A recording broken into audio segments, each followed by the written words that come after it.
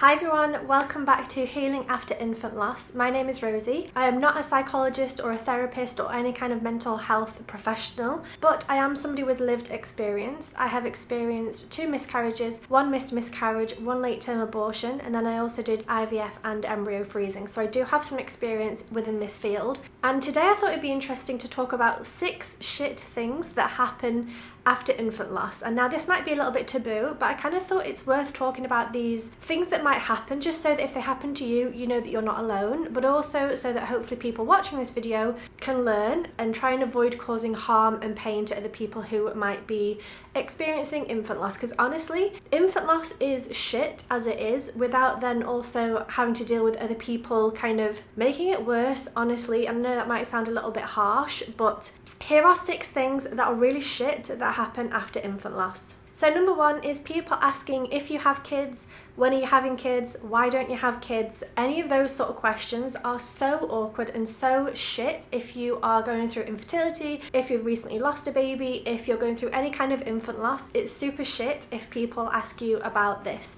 And it's happened to me so many times, like so many times it's kind of unbelievable. Whether we're in a hotel, people say, oh, have you got kids? Or, you know, where are the kids tonight? Or whatever it is. One of the worst ones, I think, we went to a wedding and it was like a month or 2, maybe 2 months after the abortion. I was deep in my shit, deep in my depression. I was so bad. And I was at a table with somebody who didn't know me, and he said to me something along the lines of, when are you having children? You're only getting older, you need to have them soon. And I just looked at Jeremy, who was sat across from me, because this guy was sat next to me. I looked at Jeremy across the table and I was just like, oh fuck. And he was like, what? And I like ran basically out of the dining restaurant area and just sobbed and cried. And it was just so awful, because I was like, I just had an abortion with a baby that I really wanted, and I was just going through hell. And this guy was like asking when I'm having kids, why I don't have kids, I should have kids because I'm getting older, or like whatever it was. And it's just awful. But it can happen in the most innocent way as well. I feel like when you meet new people, it's one of the conversations, especially if you're in your kind of 20s and 30s, that age, it's always like, oh, so do you have children?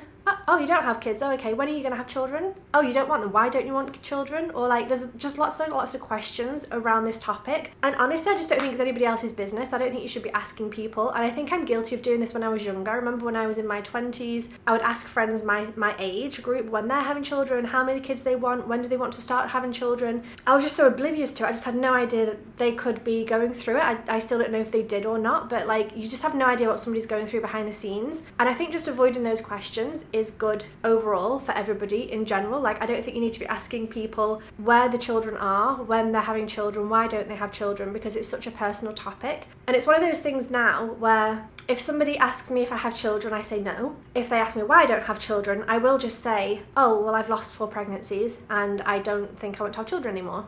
Like, I will just be honest. And they get so awkward. They get so like, okay, sorry, I didn't realise, I didn't know. And it's like, well, no, of course you didn't know, but if you're asking a question, you're going to get an honest answer. So I am now very upfront and honest and blunt about it. I will just be like, I had 4 infant losses, I don't have children, I probably don't want children in the future, I don't know yet, we'll see. And I feel like it makes them more uncomfortable, and I'm okay with that, because they made me feel uncomfortable by asking me the question in the first place. There is also the way of just being like, you know, oh, I don't want children, or not yet, you know, maybe in the future. That's what I do if I'm trying to be polite. If it's somebody that I'm going to spend time with, like if we are staying in an Airbnb and we're talking to the hosts, I might just say, oh, you know, not just yet, maybe in a couple of years. Or if it's somebody who's like a friend of a friend, I might be polite about it.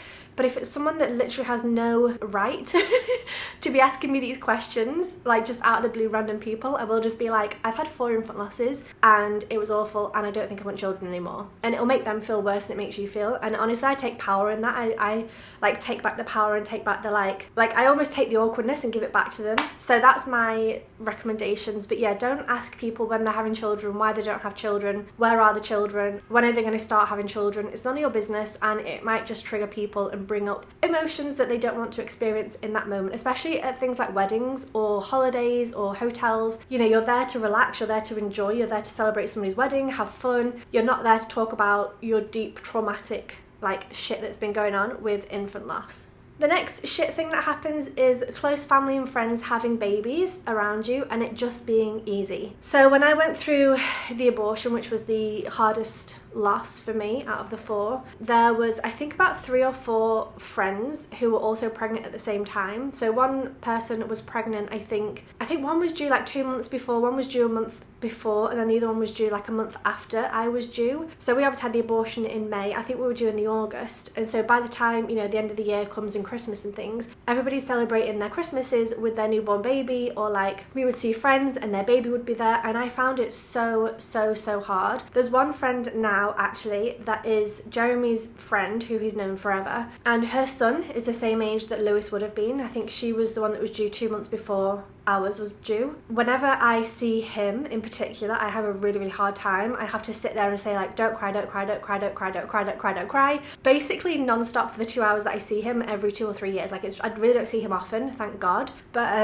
it's really shit. It's really tough. And also they send photographs to Jeremy of like Christmases, Halloween, first day of school, birthdays, whatever it is. He's always receiving pictures and he's completely fine with it, but he'll show me sometimes, be like, oh, look at the kid, look how much he's grown, or oh, it's his first day of school, or Halloween, and I can look for about 2 or 3 seconds and then I have to look away because otherwise I will just cry. Like, I do still find it really hard, and it's now been since 2017, so it's been 7 years now, and I still find, especially him in particular, really hard. But also my nephew was born the same year as my abortion, so he's roughly the same age as well, although because we weren't pregnant at the same time, for some reason I can separate that and it doesn't feel as tough. There was like 2 or 3 people that were pregnant at the same time as me I find really hard. One of them we're not friends with anymore. One of them is like a family member's, you know, like something removed, whatever, so we don't see them often either. And this friend we don't see often either, so we're not avoiding them, it's just that we don't see them often. But yeah, those in particular I find really hard. But also just any kind of friends and family now that get pregnant, I'm just like, I straight away have like a negative perspective of like, yeah, you're pregnant, but it doesn't mean you're having a baby.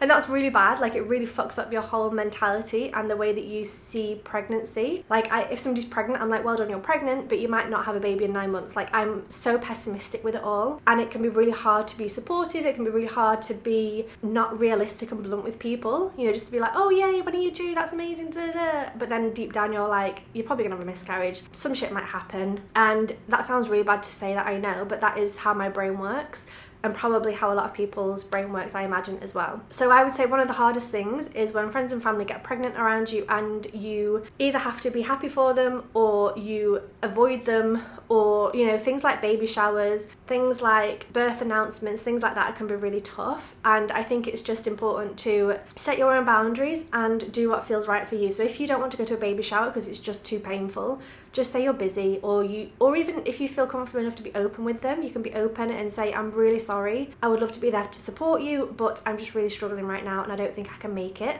I think if they're a good friend, they will understand why that would be painful for you to attend and why you might be avoiding that certain event. Number 3 is seeing pregnant people, hearing babies cry, and also going down the baby aisle in the supermarket. So this have kind of bunched together, even though it probably is 3 separate things, but I still get triggered seeing pregnant people. I still get triggered, especially hearing babies cry, especially if they're young babies. It really makes me almost cry, and a lot of the time I have to leave and like get out of there because I just find it so hard. And I think one of the things that I find hardest is that when I had the abortion, I had to give birth to him because I was 6.5 months pregnant, and obviously when you watch TV shows and films and things, when people give birth you hear the baby crying, and that's kind of, you know the baby's okay if the baby is crying. When I hear a young baby crying, it reminds me of the sound that I should have heard when I had the abortion, and I just find it so triggering. It has gotten better now that we're 7 years later, but honestly I remember straight after the abortion, like on the way to this wedding that I talked about, it was quite a long drive and we stopped off at a services somewhere along the way, and there was a baby who was screaming in the car park, and I just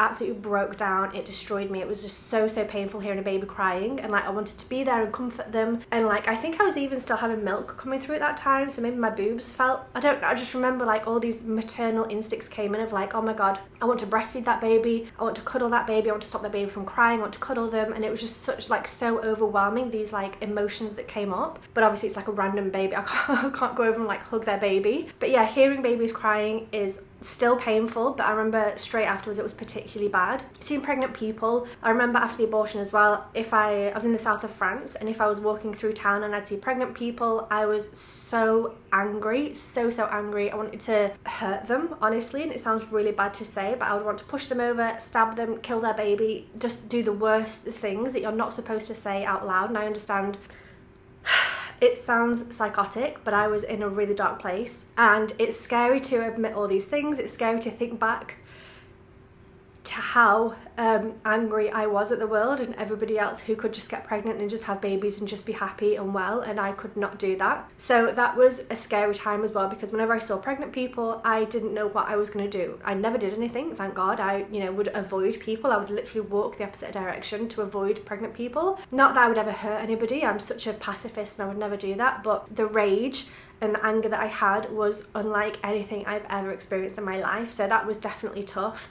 And yeah, the baby aisle in the supermarket, I remember, like, even now I will avoid the baby aisle. I'd rather go one aisle afterwards and go down the chocolate aisle or the alcohol aisle. Any aisle will do, so long as it's not the baby aisle. And it's not that bad, like I can do it if I have to, but generally I will just avoid it because I don't like seeing the nipple pads, I don't like seeing the baby bottles, the formulas, the nappies, the wipes, the baby food, the just all baby clothes, dummies, all the baby stuff that you see. I don't love to see it, and if I can avoid it I will. If I can't avoid it then fine, I'll just kind of walk through the aisle and get to the tills as quick as possible. But I think there's these little reminders every single day that people don't realise might be affecting you and that might be shit and that might be painful. So yeah, definitely seeing pregnant people, hearing babies crying, and walking down the baby aisle of the supermarket, and also baby shops. Like if you're in a mall and there's like a baby, like a clothing store. I love baby clothes, I think they're adorable, and had I had children I would have spent an absolute fortune on clothes because they're the cutest things. But I do get triggered and I do get upset walking past shops like this and seeing them and just knowing that I'm probably never going to be able to shop in there for my own babies, and it sucks.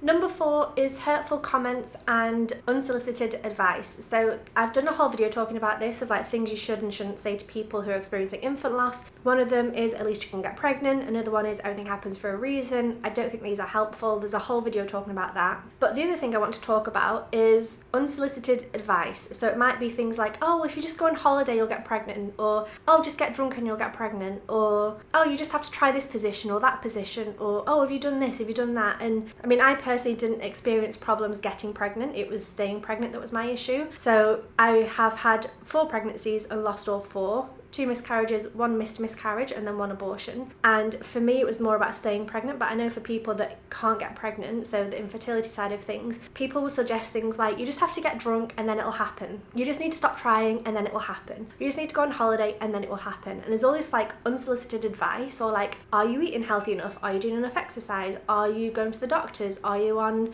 the pre-vitamins, whatever it's called? There's lots of advice that people are giving out, even if they are not medical professionals, even if they have not looked at the notes, even if they haven't done any testing or know what's wrong with you, or not even what's wrong with you, but what might be happening behind the scenes that you're not aware of. So I think unsolicited advice is definitely something that we should try not to do on the whole, because you never know what somebody's actually going through behind the scenes, and you might just be causing more harm than good. So number 5 is anniversaries and dates. So this might be dates that you lost your pregnancy or your infant. It might be dates that you are due to have your baby. It might be dates of, for example, scans that you do or tests that you take, things like that. And these can be quite tough to deal with. So throughout the year, I actually wrote these down the other day for a Reels that I've posted on my Instagram and TikTok, and I think it's probably on YouTube as well. There are lots of dates throughout the year that come up for me, and especially certain months. So May is a big month for me. May was the month that I had the abortion. A week later in May, we also had the cremation and the funeral. And it's also my husband and I's wedding anniversary and our anniversary when we got together. So every single May, like I think from like middle of March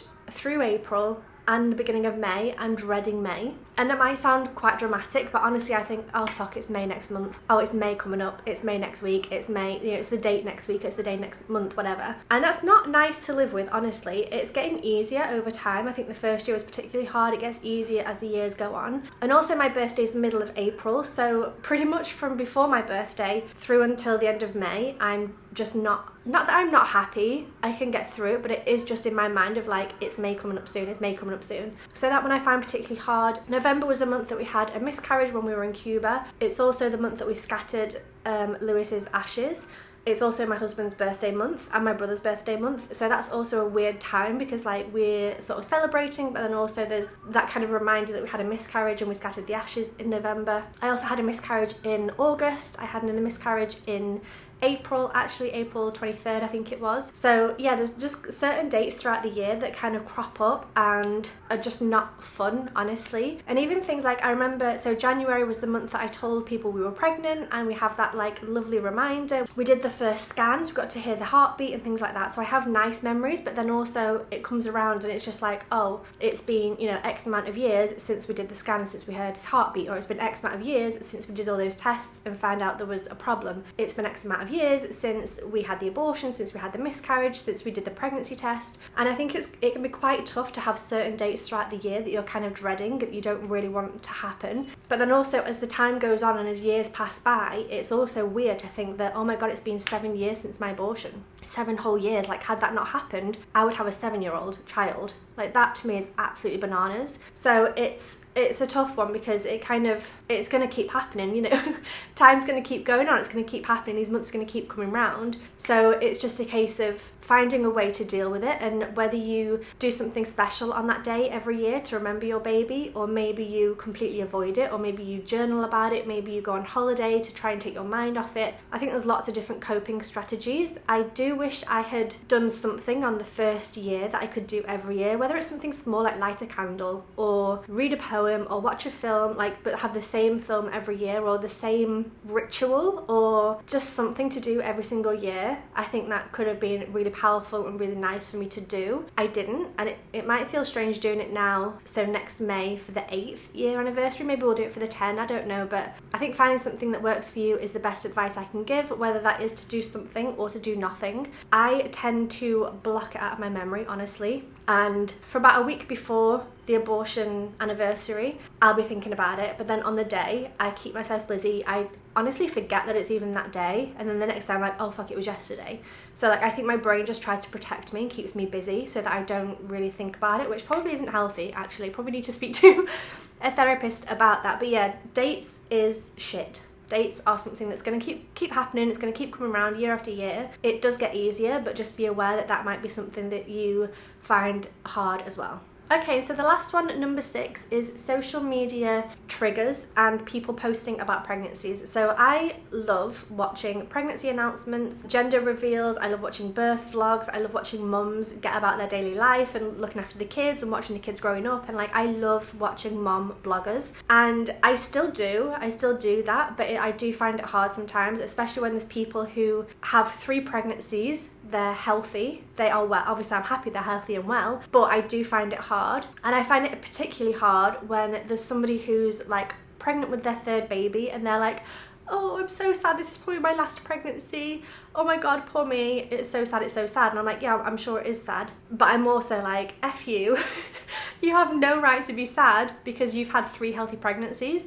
I've had 4 pregnancies which all ended in loss, and it feels really triggering for people to be upset about. I mean, it's really hard because I'm obviously not in their shoes. Maybe it is really, really upsetting, but for me watching as a viewer, I do often feel a bit like, oh boo-hoo, poor you. You've had 3 healthy pregnancies, what a shame. So that's also kind of the bitter side of me, I think, coming out. But it can be triggering, and I'm trying to be as honest as I can on these videos because I think we don't talk about this shit enough. So pregnancy announcements can be hard. Gender reveals can be hard, especially if somebody's having a boy, for example, and you lost a boy, or vice versa with a girl. Birth vlogs, birth announcements can be hard. Names can be hard as well, because obviously if you choose to name your child and then somebody either online or a friend or a family member names their child that name as well, that can be really hard because then you're always going to be hearing that name coming up in YouTube videos or Instagram posts or family gatherings, whatever it might be. So names might be a tough one. Social media posting can be triggering, and it's one of those where like you can't really avoid it because people are just going to get pregnant. Even if you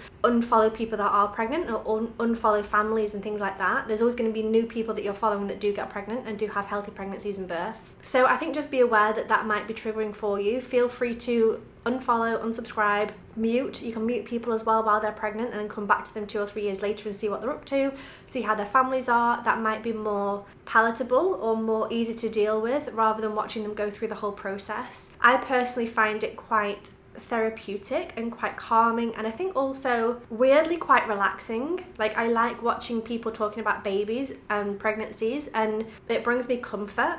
knowing that, I don't even know if it's knowing that people are experiencing such a wonderful thing. I don't feel that jealousy that I used to feel, but I do sometimes get triggered and upset, I'll be honest. Somebody posted recently like a 1 year of, you know, their baby just turned 1. It's all these video clips of this babe growing up, and it's like, it is heart-wrenching. I'm so happy for her and her baby, but I'm also like, oh god, that's really shit, that could have been me. So yeah, I think that's definitely one as well that people don't talk about enough. So if we quickly run down the 6 things that I've talked about in this video. So people asking if you have kids, when you're having kids, why don't you have kids? The next one is close friends and families having kids around you, and that being sort of a painful topic and having to see them grow up and all the rest of it.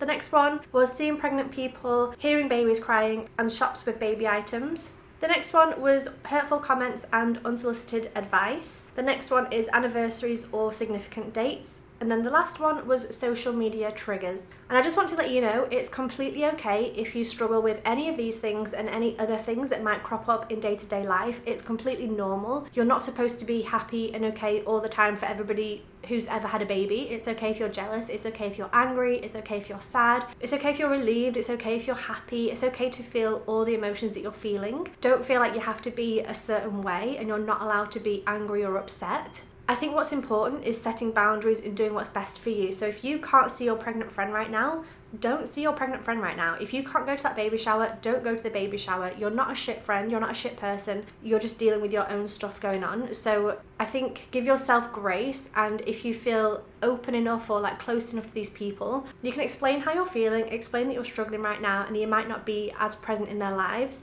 until, you know, the birth, or until a year after the birth, or whatever it is, until you feel more comfortable. And you might lose friends, you might lose friendships and relationships, but you need to put yourself first. And if they don't understand why you're hurting, that's more of a reflection on them rather than it is on you, and they should give you time and space to do what you need to do. They should be there for you, and if they're not, I am sorry, but we have a whole community here. I would love for you to subscribe and join us. If you want to share your story of infant loss, I will leave a link down below for the blog post. We also have a whole website with resources, books, podcasts, advice, different ways to heal, different stories. There's lots of information on there. So if you're looking for support, that might be a nice place to look. So the affirmation for the week is, I am allowed to feel every emotion that comes my way, and I give myself the grace to heal at my own pace. So I'm going to say that again. I'm allowed to feel every emotion that comes my way, and I give myself the grace to heal at my own pace. And I think that's really important, because oftentimes we think we have to heal, or we have to be better, we have to be okay, we have to try again quickly, and we have to just get over it, move on, life goes on, get over it. But actually healing at your own pace is really, really important and really, really vital. So like I said, your friends and family, your close people should know that and should be able to support you through that. But there's no time frame on healing, there's no time frame on when you should be okay, when you should try again, if you should try again, what you're supposed to do. There's no rule book, there's no right or wrong. It just is what it is, and whatever happens, happens, and that is completely okay. And just remember, you're allowed to feel all the emotions. You're allowed to feel anger, you're allowed to feel despair, sadness, happiness, relief, guilt, shame, all of these different emotions. Envy also, jealousy also is normal. All of it is normal. But I think just knowing that things get better with time should provide some comfort. And honestly, I can say for myself, it has gotten so much better with time. Obviously, I still get triggered by things. Babies crying is probably the biggest one. And this kid that I can't really see or spend time with. But otherwise, everything else has gotten so much easier, and I'm sure it will for you too.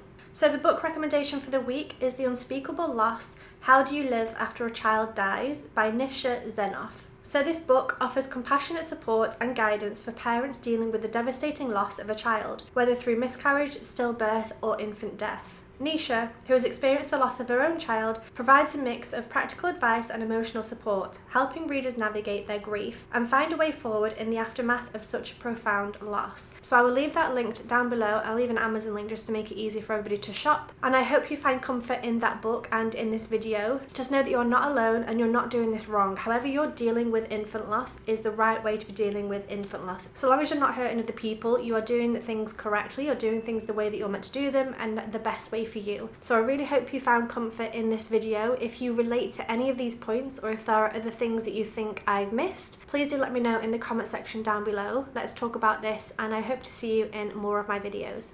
Bye.